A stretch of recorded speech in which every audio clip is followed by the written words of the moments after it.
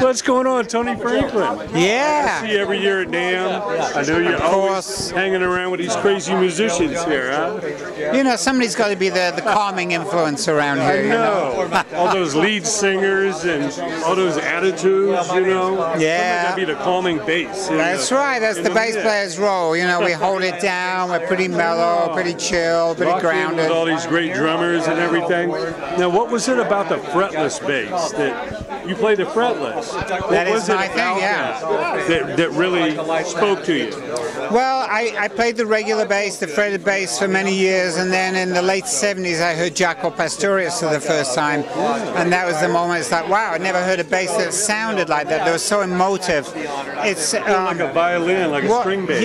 Yes, but also it's like the human voice. If you think about it, the human voice doesn't have frets, so it'd be very stiff and rigid if it did. It can very easily express itself, go down, get excited, and there's no more colors to paint with. Yeah, so I find that the fretless bass is like that. It removes a lot of the obstacles to full expression. It's not like you're over-exaggerating. It's just like if you want to do a little expressive little thing, you can go there. Less boundaries. Yeah, exactly. And I've always been more of a rock player, even though I do different styles.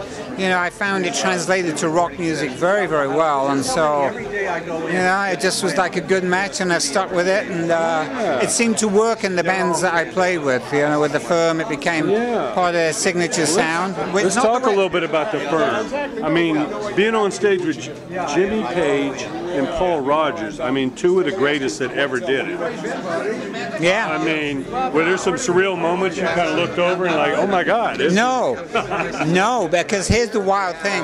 I was really not into Led Zeppelin early on. So I was actually put off to them at a very young age, and so I didn't pursue them. So here was me playing at Madison Square Garden in 1985 with Jimmy Page.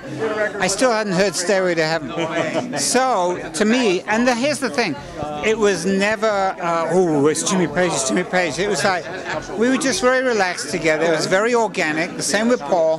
He's the guitarist, he's the singer, I'm the bass player. We're there to do a good job. And so I didn't think of it as like, you know, this rock legend icon.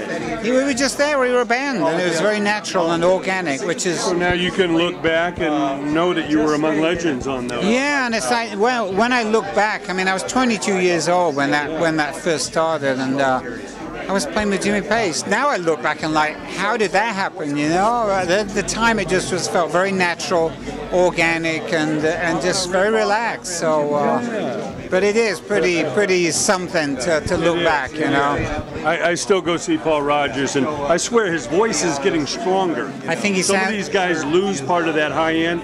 Paul is. I think he's a better singer.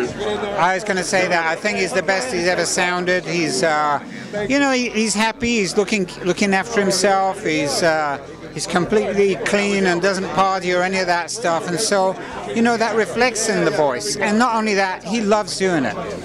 He doesn't need to tour. He doesn't need to keep getting out there, but he does it because he loves it. So when you love it and you're taking care of yourself, I think it's a good combination. And the fact that he's sounding better than ever speaks for itself, you know. Such a great guy. Yeah. Tony, it's a pleasure to see you as always. Yeah, likewise. Enjoy your evening. I know it's going to be a great one. It's going to be a good one. Thank you.